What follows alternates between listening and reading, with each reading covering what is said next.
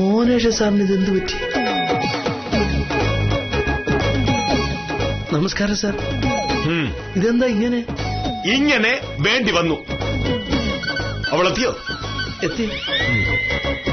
നേരത്തെ വരാൻ പറഞ്ഞിട്ട് സാറ് പറ്റിച്ചെന്നും പറഞ്ഞ് വലിയ ചൂടില്ല. ആ ചൂട് അവളുടെ കൈ വെച്ചിരുന്നാ മതി. ഇത്രയും കാലം അവൾ കണ്ട വില്ലേജ് ഓഫീസർമാരല്ല ഈ വില്ലേജ് ഓഫീസർ മോഹനേഷൻ എന്ന് അവൾ മനസ്സിലാക്കാൻ പോകുന്നേ ഉള്ളൂ. ഇങ്ങോട്ട് പറ.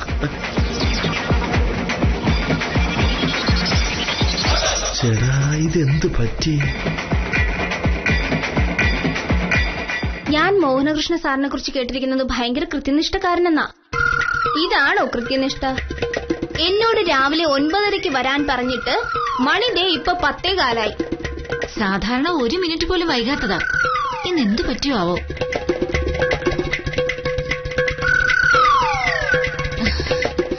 മോഹനകൃഷ്ണൻ സാറ്. നമസ്കാരം സാർ. കാഞ്ചന ഒന്ന് വരൂ.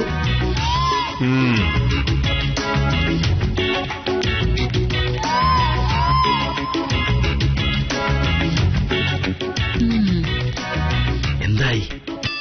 അകത്തേക്ക് വിളിച്ചുകൊണ്ട് പോയിട്ടുണ്ട്. ഇന്ന് എന്തെങ്കിലും നടക്കും. പ്രൊഫസറെ, കാര്യം പറഞ്ഞ മോഹനേഷ സാർ പുലിയ.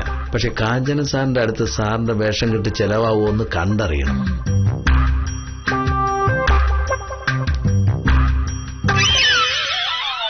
സർ. കാഞ്ചന ഇരിക്കൂ. Thank you sir.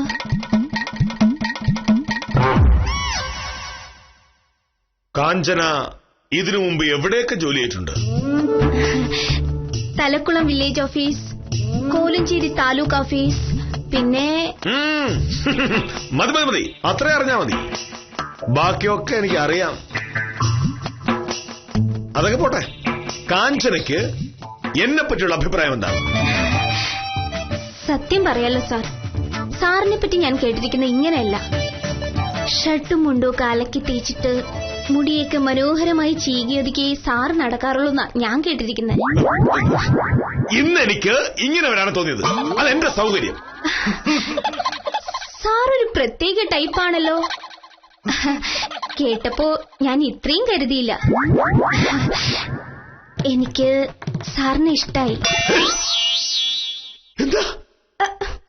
പറഞ്ഞത് മനസ്സിലായില്ലേ സാറിന്?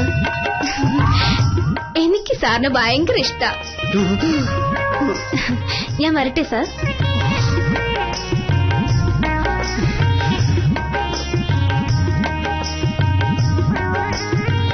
അപ്പൊ ശിശുപാലൻ പറഞ്ഞൊക്കെ സത്യമാണ്. തീക്കട്ടയിൽ ഉറുമ്പരിക്കാൻ നോക്കും. അവളെ വെറുതെ വിട്ട് കാര്യമില്ല. എന്തായി എന്തായി കാഞ്ചന സാറേ? മോഹനേഷ സാർ എന്ത് പറഞ്ഞു? എന്തു പറയാൻ, ഞാൻ വില്ലേജ് ഓഫീസർമാരെ കാണുന്നത് ആദ്യമായിട്ടാണോ ശിശുപാലേട്ടാ?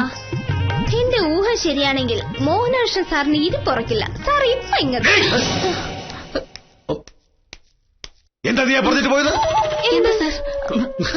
നിനക്കിനെ അറിയില്ല. ഞാൻ വില്ലേജ് ഓഫീസർ മോഹനകൃഷ്ണ. നിന്റെ അഭ്യാസം എന്റെ അടുത്ത് ഇറക്കിയ നീ വിവരം അറിയാം. ഞാൻ എന്ത് ചെയ്തു? നീ എന്താ ചെയ്തെന്ന് നിനക്ക് അറിയില്ലല്ലേ? ശിശുപാല, സ്വയംപ്രഭേ, എവളെന്റെ മുഖത്ത് നോക്കി പറഞ്ഞിട്ട് പോയെന്ന് അറിയാമോ? ഇതൊരു സർക്കാർ ഓഫീസാണെന്ന് ചിന്ത വേണ്ടേ? എന്റെ സർക്കാർ സർവീസിൽ ഇതുവരെ ഇങ്ങനൊരു അവസ്ഥ ഉണ്ടായിട്ടില്ല. കാഞ്ചന സാർ പറഞ്ഞ എന്താണെന്ന് ഒന്ന് പറ സാറേ. ഒന്നുമില്ലെങ്കിലും ഞാൻ അവളുടെ മേലുദ്യോഗസ്ഥനല്ലേ? മേലുദ്യോഗസ്ഥനെ മുഖത്ത് നോക്കി എങ്ങനെയൊക്കെ പറയാന്ന് വെച്ചാ? സാറേ, കാഞ്ചന സാർ പറഞ്ഞെന്താണെന്ന് പറഞ്ഞില്ല. ഇഷ്ടമാണ്. നീ ഇങ്ങോട്ട് വരുന്നതിന് മുമ്പേ നിന്നെ പറ്റി അറിയേണ്ട കാര്യങ്ങളൊക്കെ ഞാൻ അറിഞ്ഞു കഴിഞ്ഞു.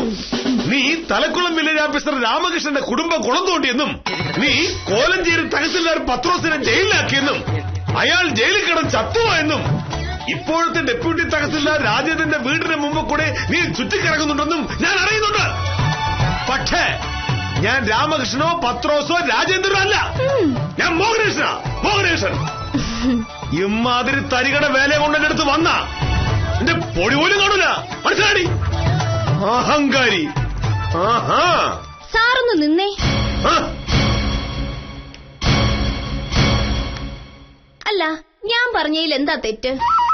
ഇങ്ങോട്ട് ചാർജ് എടുക്കാൻ വരുന്നതിന് മുമ്പ് രാജേന്ദ്രൻ സാർ എന്നോട് പറഞ്ഞു, മോഹനകൃഷ്ണ സാർ സാധാരണ ഉദ്യോഗസ്ഥന്മാരെ പോലെയല്ല, നല്ല കൃത്യനിഷ്ഠയും സത്യസന്ധതയുള്ള ഉദ്യോഗസ്ഥനാണെന്ന്. അങ്ങനെയുള്ള ഒരാളെ ആരായാലും ബഹുമാനിച്ചു പോവില്ലേ? എനിക്ക് ആ ബഹുമാനം സാറിനോടുള്ളത്. ബഹുമാനം തോന്നുന്നവരോട് നമുക്കിഷ്ടം തോന്നില്ലേ? സാറ് വലിയ ഗാന്ധിയനാണെന്ന് ഞാൻ കേട്ടിട്ടുണ്ട്. സാറിന് ഗാന്ധിജി ഇഷ്ടമാണോ? പിന്നെ ഗാന്ധി ഇഷ്ടമായിരിക്കും. അതായത് സാറിന് ഗാന്ധിജിയോട് പ്രേമാണെന്ന്. പ്രേമോട് ഞാൻ പറഞ്ഞില്ല, ഇഷ്ടമാണെന്ന് പറഞ്ഞിട്ടുള്ളൂ. ഞാനും ഇഷ്ടമെന്നാ പറഞ്ഞത്. ഇഷ്ടമെന്ന് പറഞ്ഞാൽ ഇഷ്ടമെന്നാ, അല്ലാതെ പ്രേമോന്നല്ല. ഒരാൾക്ക് സാമ്പാർ ഇഷ്ടമാണെന്ന് പറഞ്ഞാ ഉടനെ അയാൾക്ക് സാമ്പാറിനോട് പ്രേമാണെന്ന് പറയാൻ പറ്റുമോ? ഒന്ന് ഇഷ്ടാണെന്ന് പറഞ്ഞപ്പോ അത് പ്രേമാണെന്ന് ധരിച്ച് സാറിനാണോ അതോ എനിക്കാണോ കുഴപ്പം? അല്ലെങ്കിൽ തന്നെ പ്രേമിക്കാൻ പറ്റിയ ഒരാള്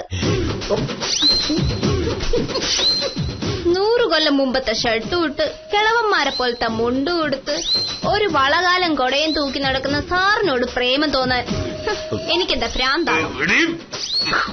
നമ്മളൊന്നും കണ്ടുമില്ല കേട്ടുമില്ലേ. സാറിപ്പൊ എന്നെ വിളിച്ച തെറിയും ഡെപ്യൂട്ടി തഹസിൽദാർ രാജേന്ദ്രൻ സാറിനെ കുറിച്ച് പറഞ്ഞ വൃത്തികേടും ഞാൻ രാജേന്ദ്രൻ സാറിനോട് പറയുന്നുണ്ട്. ഇനി സാറ് തീരുമാനിക്കട്ടെ ആരാ ശരിയെന്ന്.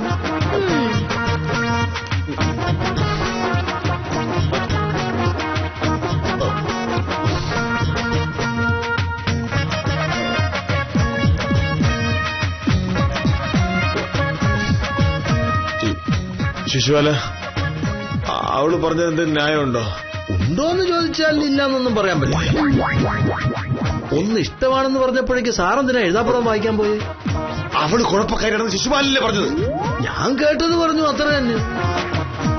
അതിപ്പോ ശിശുപാല, അവള് രാജേന്ദ്ര സാറിന്റെ അടുത്ത് പറഞ്ഞു കൊടുത്താ പ്രശ്നമാവൊന്ന് ഉറപ്പാ സാറേ. അവൾ ഇഷ്ടമാണെന്ന് പറഞ്ഞപ്പോ ഏത് തരത്തിലുള്ള ഇഷ്ടമാണെന്ന് സാറ് ചോദിക്കണമായിരുന്നു, അല്ലേ? അത് ചോദിക്കാത്ത പ്രശ്നമായത്. ശിശുപാല, സ്വയംപ്രഭ, ഇനിയിപ്പോ ഇങ്ങനെ മുഖം വീർപ്പിച്ചിരുന്നിട്ട് എന്താ കാര്യം? എടുത്തു ചാടി കടിക്കാൻ ചെന്നപ്പോ ഓർക്കണമായിരുന്നു. അല്ല, എടുത്തുചാട്ടം നമ്മുടെ കൂടപ്പിറപ്പാണല്ലോ. എനിക്കതല്ല മനസ്സിലാവാത്തത്. ഒരാൾക്ക് ഒരാളെ ഇഷ്ടമാണെന്ന് പറഞ്ഞാൽ അതിന് വഴക്കുണ്ടാക്കേണ്ട കാര്യം എന്താണെന്നാ?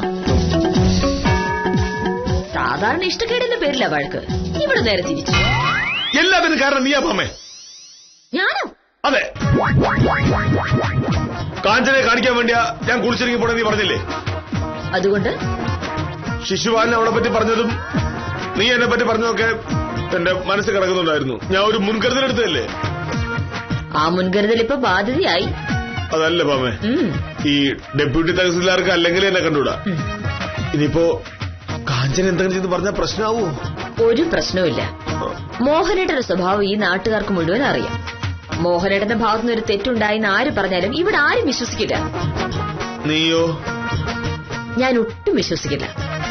എന്റെ വില്ലേജ് ഓഫീസറെ എനിക്കറിഞ്ഞൂടെ? പിന്നെന്തിനാ നീ രാവിലെ അങ്ങനെ പറഞ്ഞത്? എങ്ങനെ? ഞാൻ ആ പെണ്ണിനെ കാണാൻ വേണ്ടിയാണ് ഒരുങ്ങി പോകുന്നതെന്ന്.